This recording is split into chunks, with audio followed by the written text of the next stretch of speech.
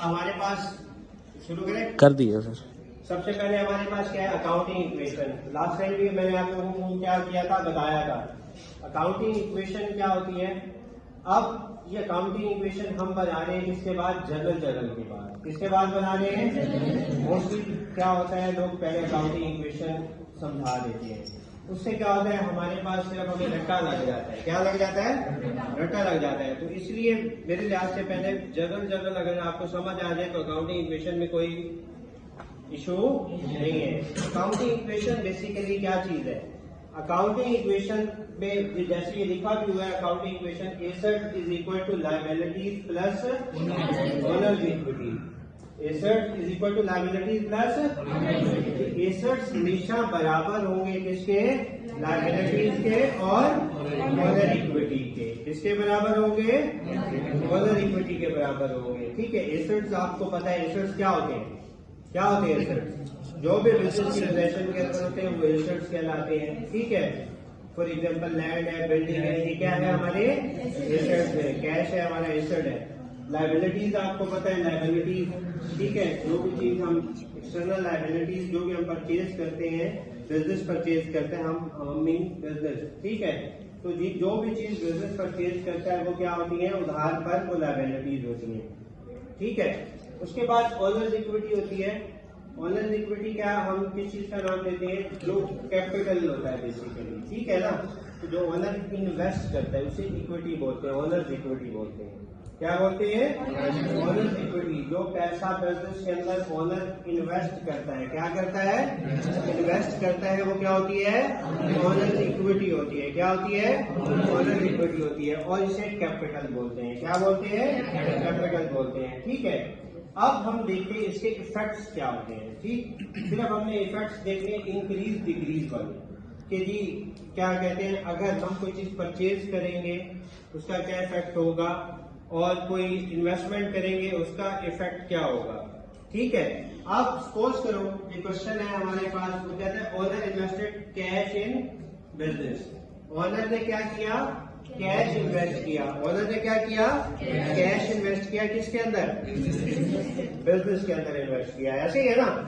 अब जब इन्वेस्टमेंट की एंट्री आएगी तो आपको पता है एंट्री बनानी आती है आप लोगों को, क्या एंट्री बनती है, कैश डेबिट कैपिटल क्रेडिट। ऐसी है ना, कैश डेबिट और कैपिटल, ये एंट्री बनती है हमारे पास। ऐसे ही है, कैश डेबिट और। अब कैपिटल मैंने आपको बताया था हमारी क्या होती है, इंटरनल लायबिलिटी होती है। क्या होती है, ऐसे ही बताया था ना।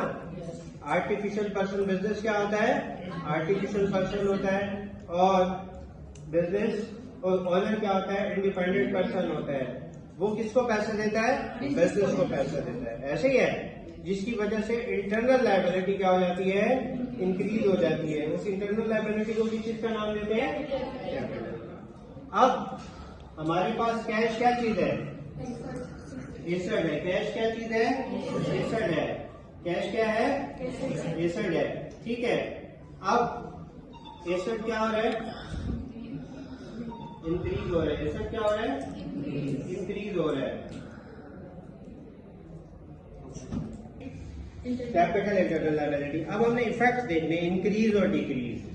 लास्ट टाइम जो हमने रूल्स और डेबिट क्रेडिट पढ़े थे उसमें हमने देखा था क्या चीज इंक्रीज होती है तो डेबिट होती है, क्या चीज डिक्रीज होती है तो क्रेडिट होती है। अब कैश क्या था, एसेट है। कैश क्या है, एसेट्स क्या हो रहे हैं, इंक्रीज हो रहे हैं। एसेट्स क्या हो रहे हैं, तो ये क्या हो जाएंगे, डेबिट हो जाएंगे।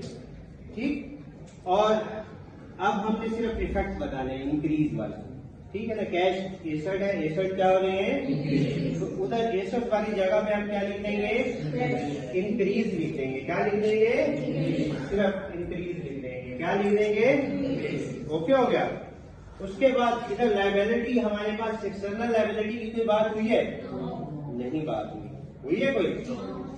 ठीक है, अब इस पर क्या हो जाएगा, कोई इफेक्ट आएगा, नो इफेक्ट आ जाएगा। क्या आ जाएगा, नो इफेक्ट आ जाएगा। उसके बाद कैपिटल की बात कर रहा है, किस चीज की बात कर रहा है, ओनर्स इक्विटी की बात कर रहा है। ओनर्स इक्विटी इंक्रीज हुई है, क्या हुई है, इंक्रीज हुई है। है, क्या हुई है, इंक्रीज हुई है, तो इसीलिए ऑनर इक्विटी क्या हो जाएगी, इंक्रीज हो जाएगी। ऐसे ही है।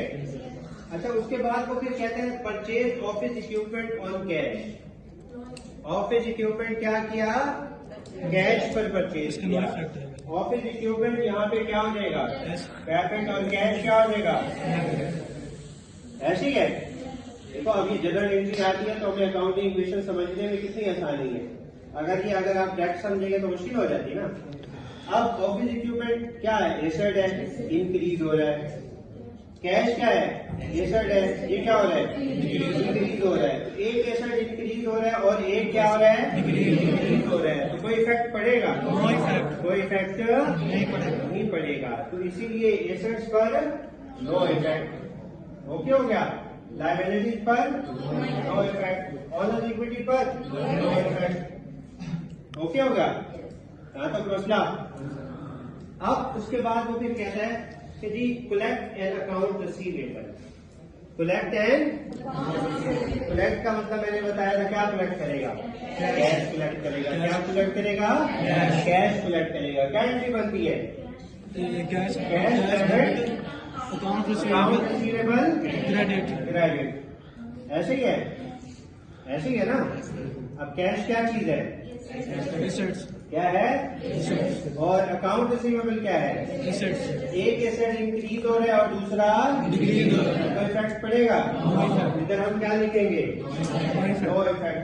क्या लिखेंगे, नो इफेक्ट। और फिर क्या लिखेंगे, नो इफेक्ट। ओके हो गया, तो मसला है यहां तक।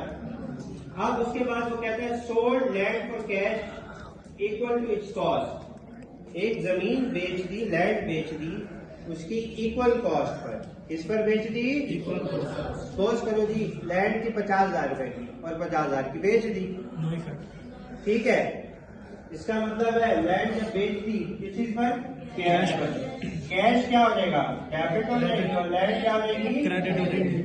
एक एसेट इंक्रीज हो रहा है और दूसरा क्या हो रहा है, तो कोई फर्क पड़ा, तो इधर भी क्या आ जाएगा, नो इफेक्ट आ जाएगा। क्या आ जाएगा, इधर भी क्या आ जाएगा, डन हो गया मसला।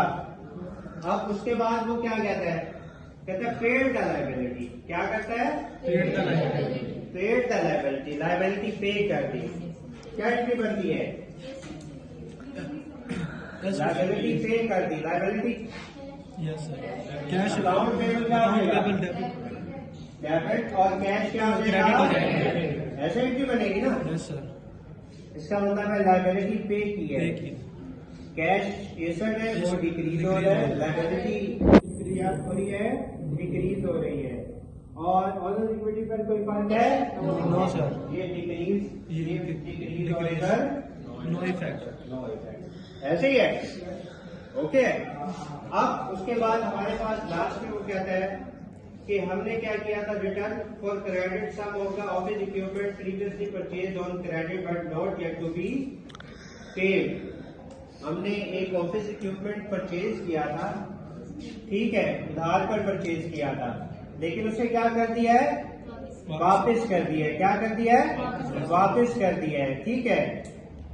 जाहिर बात है जो ऑफिस इक्विपमेंट खराब निकला उसे वापस कर दिया, और पैसे भी नहीं दिए हुए थे, उधार पे लिया हुआ था। इसका मतलब है ऑफिस भी क्या हो गया, डिक्रीज हो गया, और लायबिलिटी भी क्या हो गई, डिक्रीज हो गई। तो ये क्या एंट्री बनती है, अकाउंट पेबल डेबिट और ऑफिस इक्विपमेंट क्रेडिट। इसका मतलब है एसेट भी डिक्रीज हो रहा है और लायबिलिटी भी क्या हो रही है, डिक्रीज हो रही है। क्या हो रही है, और ऑनर इक्विटी पर कोई इफेक्ट नहीं पड़ता, ठीक है। उसके बाद borrowed money from a bank. अब बोरो की बैंक से मनी, उधार लिया। क्या लिया, उधार लिया। क्या लिया, उधार लिया, ठीक है। अब क्या हो जाएगी, कैश क्या हो जाएगा, डेबिट हो जाएगा, और अकाउंट पेबल क्या हो जाएगा, क्रेडिट हो जाएगा, ठीक है। कैश डेबिट और अकाउंट पेबल क्रेडिट। ये एसेट इंक्रीज हो रहा है और लायबिलिटी भी क्या हो रही है, इंक्रीज हो रही है, इंक्रीज हो रही है। ऐसे ही है। और इधर ओके हो गया। समझ आ गई है? कोई मुश्किल बात?